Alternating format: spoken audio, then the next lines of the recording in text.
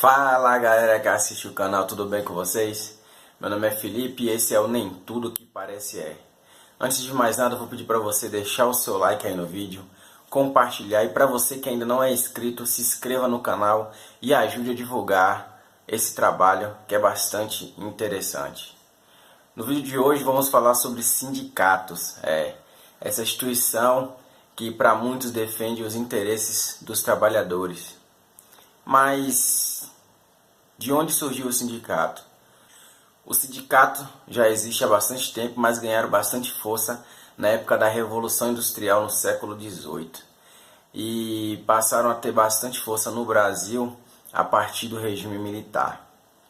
Depois de lá eles tiveram uma pequena queda, principalmente na década de 90, mas passaram a ganhar força novamente a partir dos anos 2000, quando veio a ser eleito o ex-presidente Lula do Partido dos Trabalhadores. Os sindicatos, eles vêm com a proposta de defender os interesses dos empregados. Mas existe sindicato só para empregados? Não. Existe também os sindicatos patronais, porque o sindicato para empregados é o sindicato profissionais. E existem os sindicatos patronais, que são responsáveis pelos interesses das empresas, os interesses dos empregadores. No Brasil, temos cerca de 16 mil sindicatos. Desses 16 mil, cerca de 11 mil são sindicatos profissionais, ou seja, que defendem os interesses dos trabalhadores, e cerca de pouco mais de 5 mil defendem os interesses patronais. Mas para a gente ter uma base do número de sindicatos no Brasil, eu fui atrás do ranking para saber quais os países têm mais sindicatos. Em primeiro lugar, não poderia deixar de ser o Brasil, com esses 16.800 sindicatos. Em segundo lugar, ficou a África do Sul, com 191 sindicatos, ou seja, são 16.700, cerca aproximadamente 16.700 sindicatos de diferença entre o país que é primeiro lugar e o país que é segundo. Ou seja, uma diferença muito alta. O terceiro lugar é os Estados Unidos, com 190 sindicatos. E do segundo em diante mantém essa média de 190, 160, 170. Ou seja, o Brasil é disparado mais de 16 mil sindicatos a mais do que todos os países do mundo. Mas o porquê de tantos sindicatos no Brasil? Essa pergunta tem uma resposta. E essa resposta se chama imposto sindical. A maioria já ouviu falar disso. O imposto sindical é um imposto obrigatório onde todos os trabalhadores são obrigados a ceder um dia de trabalho anual para o sindicato de sua categoria. Por diversos anos, esse imposto foi responsável por manter todo o trabalho dos sindicatos. Além de contribuições extras definidas nas CCTs, que são as Convenções Coletivas de Trabalho, e também aqueles trabalhadores que optam por ser mensalista do sindicato. Mas e aí, para onde vai todo esse dinheiro? Para patrocinar, muitas vezes, campanhas eleitorais, para patrocinar protesto, para patrocinar diversas ações em favor do que eles dizem que é em favor dos trabalhadores. Até então, todos os trabalhadores estavam acostumados a todo ano ter que conviver com aquele desconto do imposto sindical. Além de, em algumas regiões, na grande maioria delas, as contribuições extras para o sindicato de sua categoria. Só que no ano de 2017 aconteceu algo que foi como uma catástrofe para os sindicatos. A reforma trabalhista. Quando a reforma trabalhista começou a ser mencionada lá em Brasília, diversos sindicatos, federações, centrais sindicais começaram a fazer diversos protestos afirmando que iriam acabar com todos os direitos dos trabalhadores, FGTS, seguro-desemprego, férias, 13º, dentre outros. E muita gente que não procurou saber o que era a reforma trabalhista acabou surfando nessa onda. Pois bem, a reforma trabalhista foi aprovada e nenhum desses direitos foi tirado.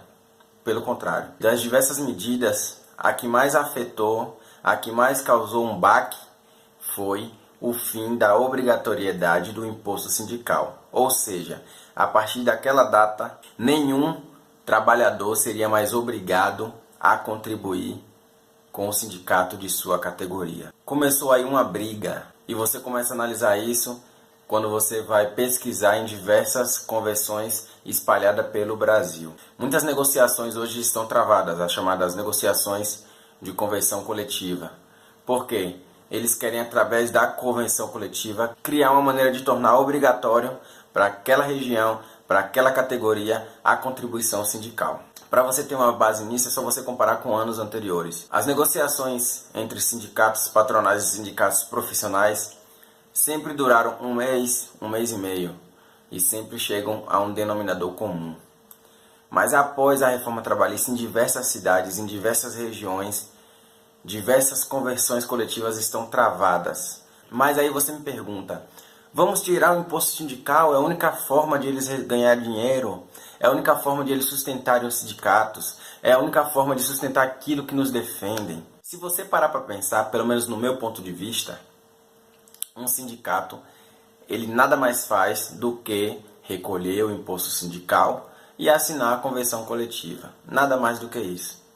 Aquela conversinha de falar que briga por você, nada mais é do que um jogo de cintura para manter você vinculado ao sindicato. Por quê? O sindicato ele foi criado para que seja um advogado do trabalhador, para que situações injustas e que não esteja na CLT sejam fiscalizadas e as empresas responsáveis sejam punidas. Mas hoje vivemos numa era a qual a Justiça do Trabalho fiscaliza a todo momento.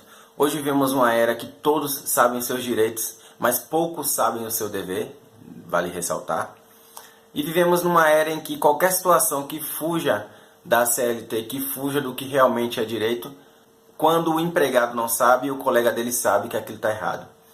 Então, essa dependência do sindicato ficou no passado. Pelo menos no meu ponto de vista, não há necessidade nenhuma dessa contribuição sindical obrigatória. Até porque a maioria dos membros do sindicato são pessoas que são trabalhadores, que se afiliam ao sindicato. Então, se realmente ele estiver interessado em defender o empregador, ele vai defender sem querer um retorno financeiro por isso. Os sindicatos, na sua grande maioria, como muita coisa no Brasil, nada mais é do que uma máquina de fazer dinheiro. No Brasil, a farra do sindicato é tão grande que existe um sindicato para os empregados de entidades sindicais do estado de São Paulo. Existe também um sindicato das indústrias de camisa para homens e roupas brancas de confecções e chapéus de senhoras do município do Rio de Janeiro. E até o sindicato das indústrias de guarda-chuva e bengalas de São Paulo.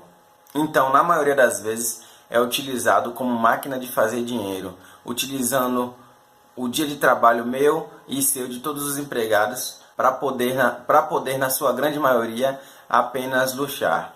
Quando vemos visitas de entidades sindicais, todos vêm sempre bem arrumados, com grandes veículos, com veículos caros. Vou deixar o link na descrição do vídeo de diversas matérias de jornais sobre informações sobre os sindicatos, para que você tire a prova dos 9 em relação a essa situação. Esse foi o Nem Tudo Que Parece É. Até a próxima.